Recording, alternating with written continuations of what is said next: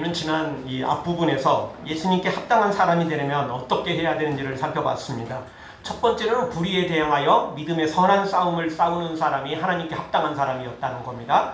불의를 보고도 자기 그냥 이익 볼 것인지 손해 볼 것인지만 이득만 계산하는 사람, 하나님 나라에 합당치 않고 하나님의 마음을 합하게 할 수 없는 것입니다. 그리고 두 번째로는 예수님을 최고로 사랑하는 사람이었습니다. 적당히 사랑하는 사람, 그리고 예수님을 그 자신의 것 빼놓고 그 다음으로 사랑하는 사람, 그러다가 예수님도 차별을 할 수 있다는 사실을 기억해야 됩니다. 세 번째로는 자기 십자가를 지고 가는 사람이 예수님께 합당한 사람이었습니다. 십자가 무겁다고 내팽개치면 큰일 나는 것입니다.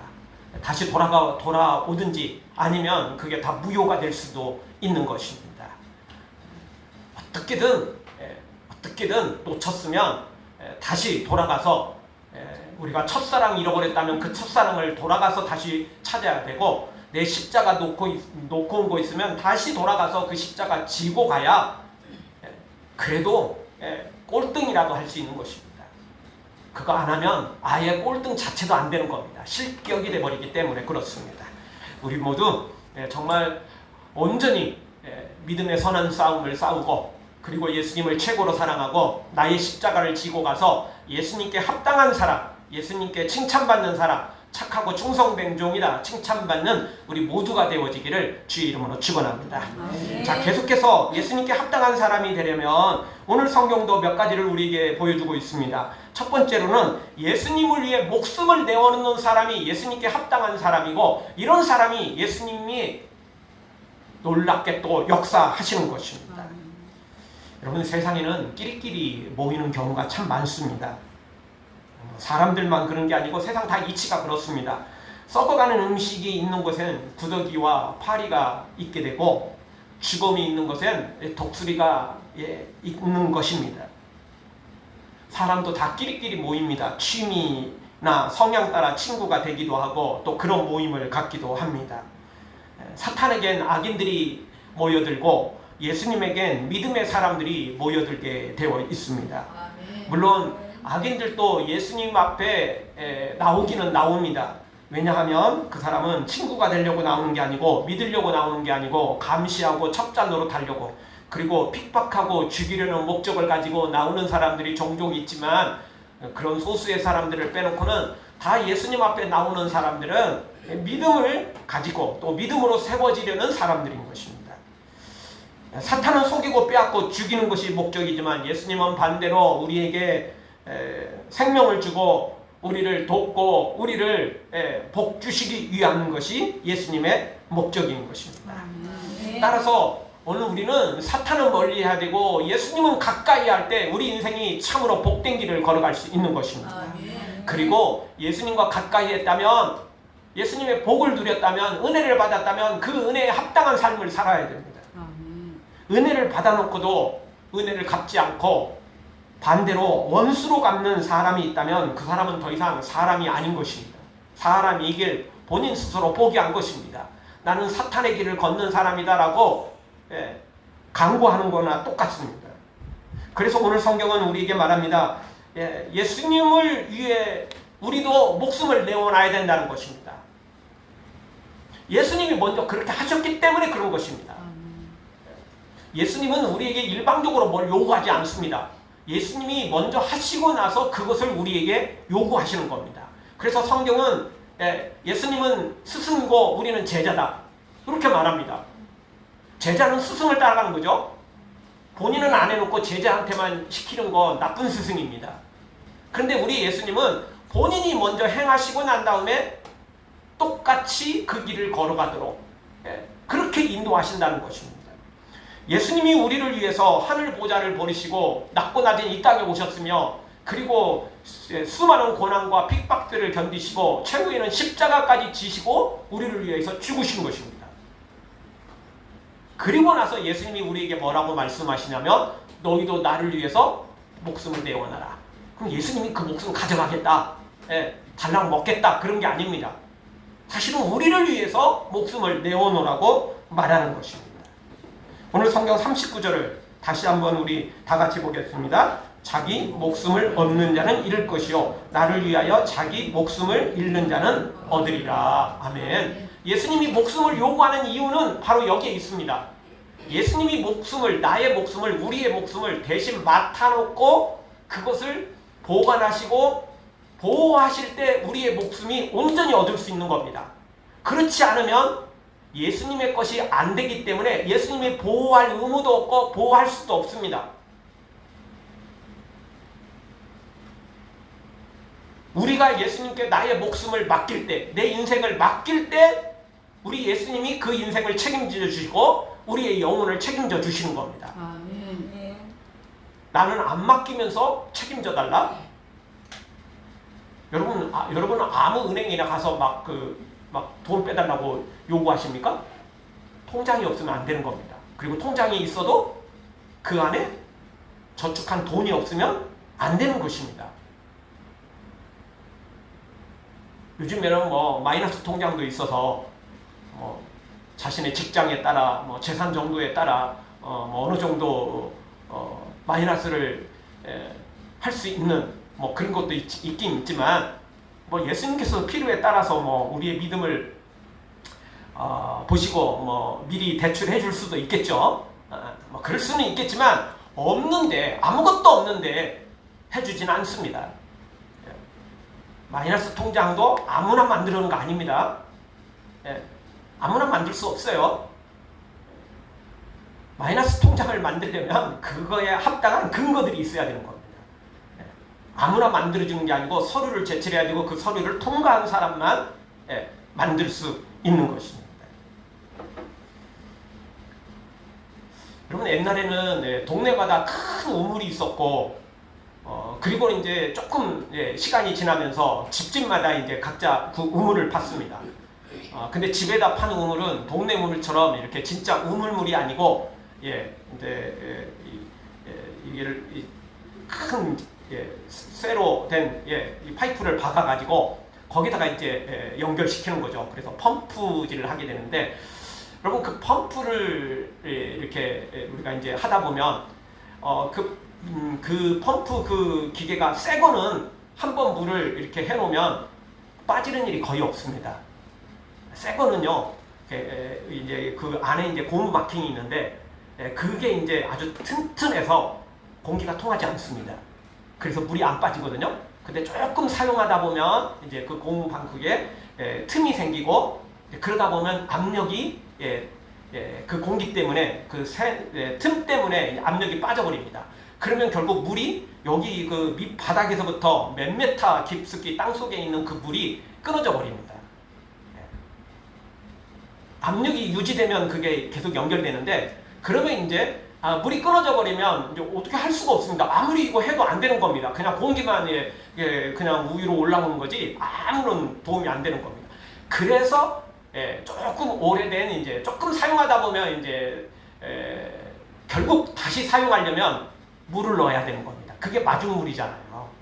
그 물을 위에다 부으면 그 물 때문에 이제 다시 압력이 유지가 되는 겁니다. 그럼 그 압력 때문에 밑에 있는 물이 올라오게 되는 겁니다. 그래서 이제 그런 그 조그만한 그 펌프에도 다 과학적인 원리가 또 있어요. 그 물이 아깝다고 물도 없는데 뭔 물을 여기다 왜 부어? 이러면 절대 그 많은 샘물을 얻을 수 없는 겁니다. 먼저 그 마중물을 부어야 됩니다. 먹을 물 없어도 부어야 됩니다. 그래야만 많은 물을 얻을 수 있는 것입니다. 그런데 오늘 성경이 딱 이 마중물과 똑같습니다. 우리가 예수님께 내 생명을 드릴 때 예수님이 그 생명을 관리하셔서 영원한 생명으로 바꾸시는 것입니다. 근데 내가 안 넣으면, 내가 예수님께 내 생명을 안 맡기면 예수님도 할 수가 없는 겁니다. 처음부터 내 것이 아니냐, 내 거라고 주장했고 예수님 것이 아니니까 예수님이 이걸 건드릴 수가 없어요. 예수님이 어떻게 해볼 수가 없는 겁니다. 여러분, 남의 것 건드리면 그거 도둑놈 되는 거잖아요. 내 걸 가지고 내가 관리하고 투자하고 그래야지. 남의 돈 갖고 투자하고 그러면 큰일 나는 거 알고 계시죠? 남의 거는 안 됩니다. 그리고 설사 내 통장에 돈이 들어왔어도 상대방이 잘못 넣은 것을 그거 그냥 내가 그대로 갖고 있고 안 돌려줘도 사실은 큰 문제 되지는 않습니다. 아직까지는. 근데 그걸 빼서 쓰는 순간 문제가 생기는 거 알고 계시죠? 그러니까 되돌려줄 의무는 아직 없습니다. 근데 그 통장에서 내가 돈을 빼는 순간 그때부터는 도둑놈이 되는 겁니다. 예. 그러니까 다른 사람이 잘못 여기다 내 통장에 입금시킬 때 안 돌려줘도 어떻게 할 수 없어요. 그러면 이제 상대방이 소송을 거는 거죠. 그러면 이제 그 법원의 판결에 의해서 돌려줘야만 되는 겁니다.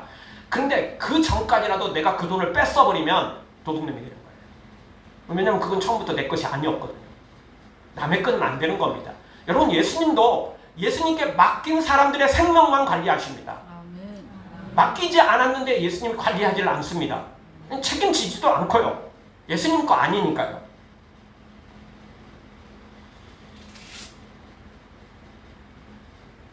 요즘에는 주식하는 사람들도 참 많습니다. 근데 주식하면서 여윳돈으로 주식하지 않고 막 급하게 쓸 생활비를 가지고 막 주식을 하거나 또는 막 빚내 가지고 주식을 하는 사람들, 결국 문제 생기잖아요. 이자를 감당하지 못하고 당장 써야 되는 거, 당장 지출해야 될 것이 있는데 못하니까 결국 또 다른 돈을 빌려야 되고 은행에서 안 되면 또 뭐 개인적으로 빌려야 되고 이러면 이제 결국은 있는 재산은 뭐 두말할 것도 없고 없는 재산까지 생기죠. 뭐죠? 마이너스 재산이 생기는 거죠. 큰일 나는 것입니다. 그래서 주식을 하든 무슨 뭐 투자를 하든 일단은 안전이 중요한 겁니다. 여러분, 안전만큼 중요한 것도 없습니다. 안전, 정말 이거는 두말할 필요 없습니다. 오늘 주보 칼럼에도 나왔지만 매년 여름이 되면 다슬기를 잡느라고 매년 한 17명 정도가 세상을 떠난대요. 지난 3년 동안 52명이 그렇게 다슬기를 잡다가 그렇게 안타까운 일들을 맞이했답니다. 정말 안전 중요하죠. 근데 우리의 영혼의 안전은 더 중요합니다. 정말 중요합니다. 여러분, 다슬기도 중요하지만 우리 생명보다 중요하진 않잖아요. 사람들이 다슬기를 잡다 보면 이제 요런 그 바구니에다가 밑에 이제 그게 그 유리처럼 이제 보이는 거거든요. 그래서 딱 물 위에 이제 그걸 얹으면 그게 이제 그 다슬기만 보고 이렇게 잡을 수가 있는 겁니다. 근데 그것만 보고 다니다 보면 다슬기 하다 보면 깊은 곳인지도 모르고 물이 막 세게 흐르는 것인지도 모르고 다슬기만 잡다가 그렇게 그냥 퉁당 빠지고 그 센 물에 그냥 밀려나가고 그 다음에 여러분, 모든 시냇가가 다 이렇게 평평하지는 않잖아요. 갑자기 깊은 곳이 있을 수 있고 또 갑자기 바위가 나와가지고 돌덩어리 나와가지고 그거 그냥 밟고 넘어지고 위기가 생길 수 있는 것입니다. 그러다가 이제 그런 많은 사람들이 그렇게 생명을 잃게 되는 일이 벌어집니다. 여러분, 정말 우리 인생의 안전만큼 소중한 것 없듯이 우리의 영혼 더더욱 안전해야 됩니다. 우리의 영혼을 안전하게 지킬 방법은 내가 지킨다고 되는 게 아니에요.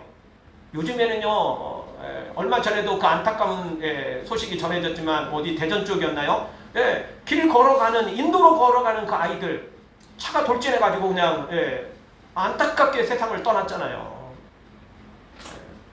참 하여튼 나쁜 놈들 많아요. 본인이 운전 실수를 했다면 뭐 그나마 뭐 어떻게든 봐줄 수도 있겠지만 진짜 술 먹고 그렇게 제대로 걷지도 못하는 놈들이 운전대 잡고 이러고 있으니 그런 일이 벌어지는 거 아니겠습니까? 그러면 인도로 걸어갔어요. 차도로 건 거 아니에요. 인도로 걸어갔는데도 그런 일이 벌어지는 거라고요. 세상이 너무나 정말 험악한 세상이 됐어요. 안전한 게 정말 어딘지 알 수가 없어요. 세상에 안전한 곳은 어디에도 없어요. 알고 보면 혼자 있어도 심장마비가 걸릴 수 있거든요. 누워 잠자다가도 심장마비로 갈 수 있거든요. 멋진 세계 여행을 하다가도 심장마비로 갈 수 있는 거거든요. 그거는요, 어떻게 보장할 수가 없어요. 세상에 가장 안전한 곳은 예수님 품밖에 없는 것입니다. 예수님께 맡기면 예수님이 철저하게 관리하십니다. 예수님은 절대 그 어떤 것도 놓치지 않습니다. 그 어떤 것도 실수하지 않습니다. 그러니 우리는 예수님께 내 생명을 맡겨야 되고 내 모든 걸 주님께 맡겨드려야 됩니다. 그러면 주님이 대신 맡아서 대신 관리하십니다. 대신 안전하게 그 모든 것들을 이루시는 것입니다. 여러분, 어린아이나 또는 뭐 힘없는 사람이 큰 돈을 갖고 있거나 아주 귀중품을 갖고 있으면 위험해지는 겁니다. 누가 그걸 노리죠? 나쁜 놈들이, 도둑놈들이 노리게 돼 있는 것입니다. 힘없는 아이가 학교에서 좋은 걸 가지고 있으면 일진들의 목표가 될 수밖에 없는 것입니다. 어린 아이들만, 학생들만 그런 게 아닙니다. 군사정권 시절에는 정말 뭐 대기업이라고 말하는 그런 대기업조차도 한순간 그냥 넘어가 버리는 일들이 있었습니다. 특히 전두환 시절에는 뭐 두말할 것도 없었습니다. 그 시절에 윗보였다가는 하루아침에 그냥 공중분해 돼버리고 남의 것이 돼버리는 때도 있었습니다. 정말 위험한 세상이고 정말 어디에도 안전한 것이 없는 세상입니다. 그러니 우리의 모든 것, 무엇보다도 우리의 생명만큼은 주님께 온전히 맡겨드려야 됩니다. 그래야 사탄이 노리지 못합니다. 그래야 사탄이 장난질을 치지 못하는 것입니다. 사랑하는 성도 여러분, 정말 우리의 하나뿐인 생명, 우리의 하나뿐인 인생, 한 번밖에 살지 못하는 우리의 인생, 내가 지키려고 하고 내가 뭔가 하려고 하면 사탄의 밥이 됩니다. 사탄의 장난질에 위험한 순간이 닥쳐오는 겁니다. 나는 인도로 갔는데, 그런데 음주운전하는 사탄이 일부러 나를 치인다는 겁니다. 나를 죽이려 달려온다는 겁니다. 그러니 내가 내 인생을 운전하려고 하지 말고, 내가 내 인생을 가려고 하지 말고, 내 인생, 내 생명 다 주님께 맡겨야 됩니다. 그러면 주님이 천군 천사를 통하여 보호하시고 우리를 안전한 길로, 그리고 위험과 어려움이 있다 할지라도 능히 이길 수 있는 능력을 우리 주님이 공급해 주실 것입니다. 가장 소중한 생명 스스로 지키려다가 사탄에게 빼앗기지 말고, 사탄과 함께 멸망당하지 말고 예수님께 맡겨 영생으로 거두기를 주의 이름으로 축원합니다. 두 번째, 예수님께 합당한 사람이 되려면 어떻게 됩니까? 하나님의 사람을 영접할 줄 알아야 됩니다. 하나님의 사람을 영접하면 하나님께 큰 상을 받는다라고 오늘 성경은 말씀하죠. 오늘 성경 40절 41절을 우리 한 목소리 한번 같이 보겠습니다. 너희를 영접하는 자는 나를 영접하는 것이요, 나를 영접하는 자는 나를 보내신 이를 영접하는 것이니라. 선지자의 이름으로 선지자를 영접하는 자는 선지자의 상을 받을 것이요, 의인의 이름으로 의인을 영접하는 자는 의인의 상을 받을 것이요. 아멘. 제자들을 영접하면 그건 예수님을 영접하는 것과 똑같고, 예수님을 영접하는 것은 곧 하나님을 영접하는 것과 똑같다는 겁니다. 그렇죠? 우리나라에 수많은 나라의 대사관들이 있습니다. 그 대사는 그 나라를 대표하고 또 그 대통령을 대신해서 여기 있는 겁니다. 그래서 그 사람들은 치유받고 지역이잖아요. 우리나라에 있음에도 불구하고 미국 대사관은 그거는 우리나라 땅이 아니에요. 사실은 알고 보면 분명히 우리나라 땅이고 우리나라에 있는데 거기는 미국령이에요. 미국령입니다. 똑같아요. 무조건 막 우리나라 경찰이 막 함부로 밀고 들어가가지고 우리나라 땅인데 니네들이 이러고 할 수가 없어요. 최소한 그 대사관만큼은 그거는 미국 대사관은 미국이고 일본 대사관은 일본 땅이나 다름없는 거예요. 마찬가지로 우리나라 대사관이 해외에 나가 있어도 역시 마찬가지입니다. 그 나라 땅이지만 근데 그곳에는 한국 대사관 거기는 바로 우리나라 땅이나 다름없습니다. 함부로 할 수가 없어요. 치해받은 지역이죠. 대사는 그렇게 힘이 있습니다. 대사관에는 그런 어떤 자격들이 부여되는 겁니다. 근데 똑같습니다, 여러분. 하나님의 사람, 그건 하나님의 대사입니다. 아멘. 그래서 하나님이 확실하게 챙겨주십니다. 아멘. 하나님의 지역이고 하나님의 사람이니까 그런 하나님의 사람을 대접하면 하나님을 대접하는 것과 똑같은 것입니다. 아멘. 그래서 선지자를 대접하면 선지자의 상을 받고, 의인을 대접하면 영접하면 당연히 의인의 상을 받는 것입니다. 아멘. 예전 그 코미디에 1등만 기억하는 더러운 세상 이러면서 웃기면서도 또 참 우리의 마음을 좀 슬프게 하는 그런 대사들이 있었는데, 세상은 1등만 기억할지 모르지만 하나님은 절대 1등만 기억하지 않습니다. 여러분, 그럼 모든 성도들이 다 선지자가 되고, 모든 성도들이 다 선교사가 되고, 모든 성도들이 다 목회자가 되고, 모든 성도들이 다 특별한 사명을 가진 사역자가 될 수는 없습니다. 그런데요, 동일한 상급을 받을 수는 있습니다. 내가 선교사를 위해서 기도하고 선교사들을 위해서 물질로 후원한다면 그 선교사가 하는 모든 사역에 그 선교사만 상 받는 게 아니고 내가 물질로 도왔잖아요. 내가 기도로 도왔잖아요. 그러니 당연히 그 상급도 내가 받는 거예요. 그 일정 지분이 있는 거잖아요. 그 지분만큼 내가 상을 받는 거예요. 교회에서도 역시 마찬가지죠.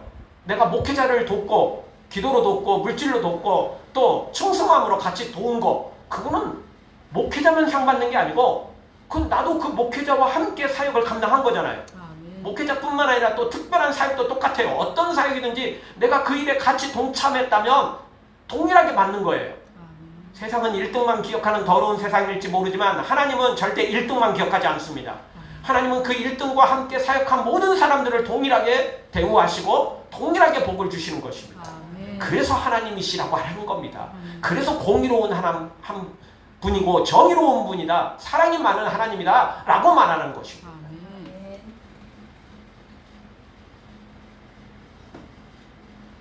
그래서 세상은 1등만 기억하니까 연기자들 뭐 대상 받고 뭐 이러면 꼭 위에 올라가서 하는 말 있잖아요. 뭐 누구누구 감독님, 뭐 누구누구 뭐 누구누구 뭐 스태프들, 또 나를 돕는 사람들, 가족들 다 그 함께 영광을 나누고 싶습니다. 뭐 다 이렇게 이야기하잖아요. 왜? 1등만 상 주니까. 1등만 상 주니까 뭐 그렇게 말을 해서라도 결국 그 영광을 조금이라도 같이 나누겠다, 이제 이런 이제 따뜻한 마음인데, 굳이 하나님의 나라에서는 그럴 필요가 없습니다. 왜? 하나님은요 알아서 다 챙겨주십니다. 그 사람만 1등만 챙겨주는 게 아니고 너는 이만큼 했으니까 이만큼의 상을 받고 너는 이만큼 했으니까 이만큼의 상급을 받고, 하나님은 다 그 상급에 관해서 상을 주시는 것입니다. 어떤 것든 똑같습니다. 내가 누군가를 전도했어요. 그 전도한 사람이 나중에 정말 신실한 일꾼이 됐어요. 그러면 내가 그 사람을 전도한 상급만 받는 게 아니고 그 사람이 헌신하고 또 수많은 영혼들을 살려내고 그것까지도 나한테 지분이 있는 거예요. 여러분 다단계 아시죠? 다단계에 빠지면 좀 위험하기는 하는 경우가 의외로 많아요. 근데요, 다단계에서도 반드시 돈 버는 사람들이 있습니다. 어떤 사람들이죠? 꼭대기 있는 사람들.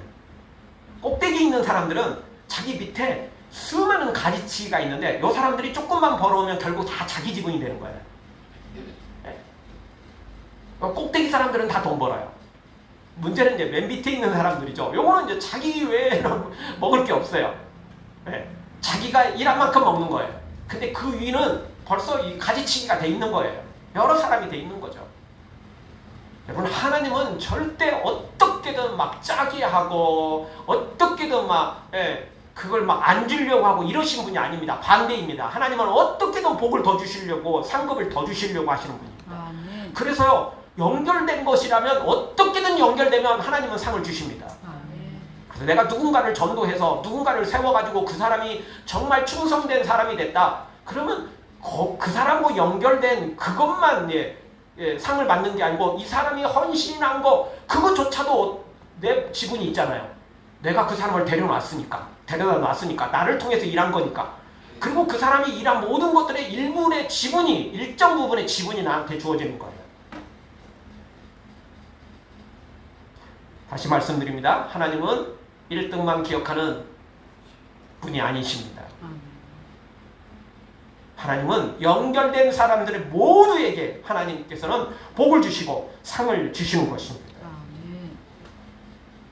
우리가 주식을 사도 또는 어떤 돈 있는 사람이 어떤 프로젝트나 어떤 기업에 투자를 할 때도 그렇지 않습니까?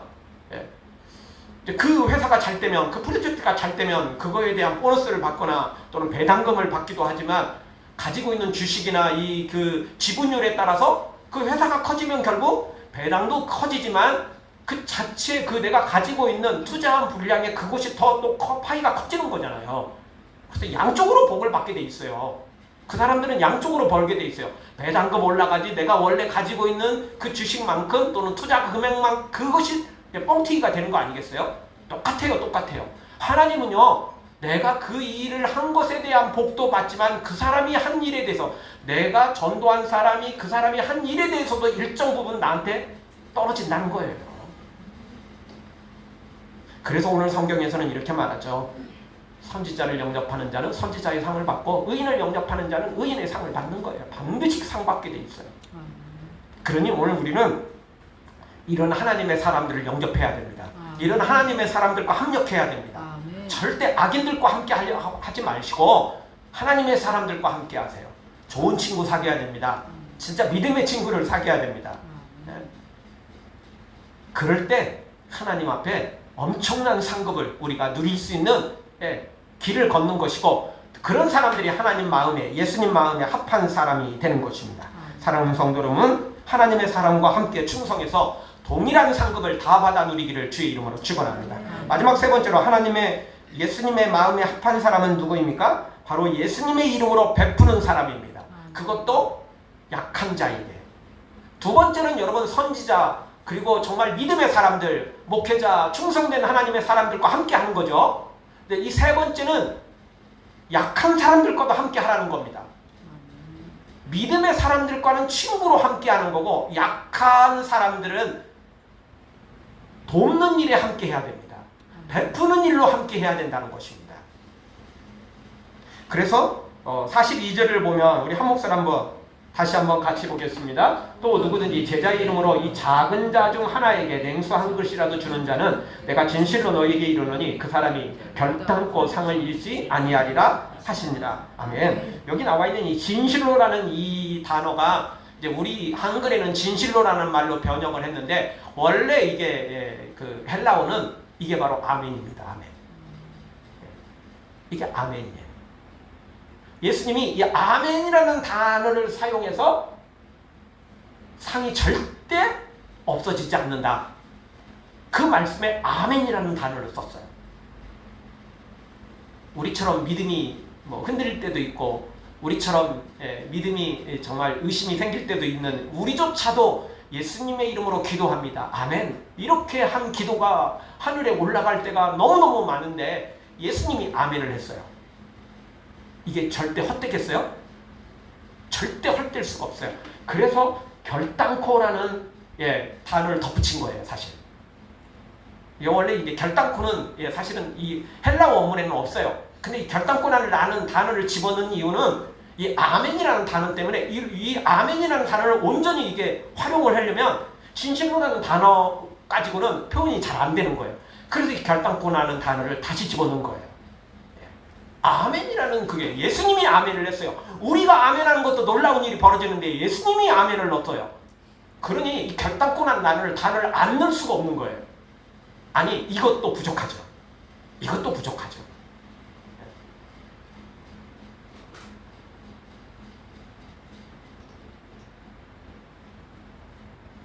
빙종으로 유명한 그 일본의 미우라 아야쿠는 이런 말을 했습니다. 서로 알게 된 사람은 모두 자기의 책임 범위 안에 속합니다. 하나님으로부터 위탁받은 사람이 되거든요. 이런 말을 했습니다.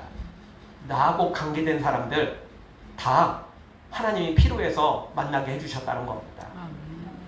그리고 힘들게 하는 사람도 있어도 그래도 그 사람도 냉수 한 그릇 베풀어야 될, 사랑을 베풀어야 될, 복음을 베풀어야 될 사람이기 때문에 하나님 만나게 해주셨다라는 것입니다. 그래서 그냥 가볍게 넘기지 말고 저 맨수 같은 놈 안 만났어야 하는데 이러지 마시고, 때로는 그런 말이 나오다가도 다시 우리 믿음으로 하나님의 생각을 가져야 된다는 겁니다. 저 사람은 얼마나 부족했으면 나 같은 사람한테 맡기셨을까? 또 나 혼자로도 안 되니까 또 믿음의 사람, 다른 사람도 또 붙여주었고 같이 합력해서 그 사람 돌보도록 하나님이 이렇게 묶어주신다는 겁니다. 그러니 오늘 우리는 이 작은 아이에게 냉수 한 그릇 대접하는 것도, 어떻게 보면 냉수도 여름 한날에 남아올 것도 없다면 귀한 것일 줄 모르지만, 우리 집에 냉장고 안에 물이 많다면 뭐 한 그릇 주는 거야 아니면 뭐 한 대접 주도 한 주전야 줘도 뭐 그렇게 귀한 건 아니죠. 솔직히 작은 자에게 냉수 한 그릇 대접하는 것조차도 하나님은 절대 잊지 않는데, 그 상을 잊지 않는데,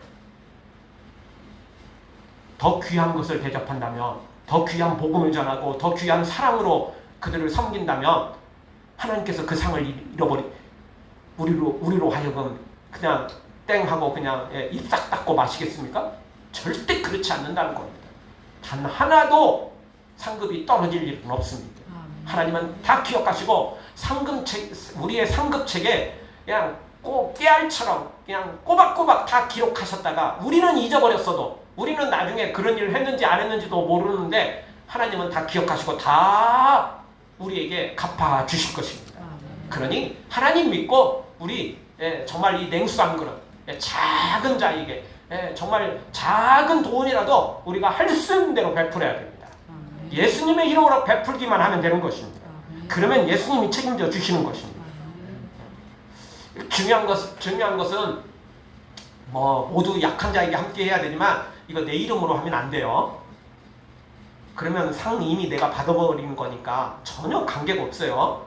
예수님의 이름으로 해야 돼요. 오늘 성경에서는 제자의 이름으로 이제 이렇게 표현하는데 그 제자의 이름이 곧 예수님의 이름이에요. 앞부분에 우리가 살펴봤죠. 여기 제자를 영접하는 자들은 나를 영접하는 것이고 나를 영접하는 자는 곧 하늘에 계신 아버지를 영접하는 거다라는 거죠. 그래서 실제 뭐 제자의 이름으로 한다는 게 이게 뭐 12제자 뭐 이런 또는 예수님을 따르는 제자가 아니고 진짜 예수님의 이름으로 이렇게 섬길 때 예수님이 책임져 주신다는 것입니다. 사랑하는 성도 여러분, 오늘 말씀 다시 한번 우리가 정리하기를 원합니다. 정말 예수님께 합당한 자가 되려면 우리의 생명을 예수님께 맡겨야 됩니다. 남의 생명은 예수님도 책임 안 집니다. 사탄에 속해 있는 생명을 예수님이 책임 안 집니다. 예수님은 예수님의 것만 책임져 주십니다. 그러니 세상 안전한 곳 없습니다. 안전 제일인데 진짜 우리의 영혼을, 우리의 모든 삶을 안전하게 관리하려면 예수님께 맡겨야 됩니다. 그러면 예수님이 책임져 주시는 것입니다. 그리고 우리 하나님의 사람들 영접해서 하나님의 사람들과 함께 합력해서 내가 직접 그 일에 못하더라도 내 지분을 거기에 투자해서 물질과 또 내 마음과 정성과 또는 내 몸까지 나중에 투자해서 정말 동일한 상급을 누릴 뿐만 아니라 이런 약한 자, 작은 자에게도 예수님의 이름으로 베풀어서 모든 상을 다 받아 누리는 예수님께 합당한 사람 되어지길 주의 이름으로 축원합니다. 아멘.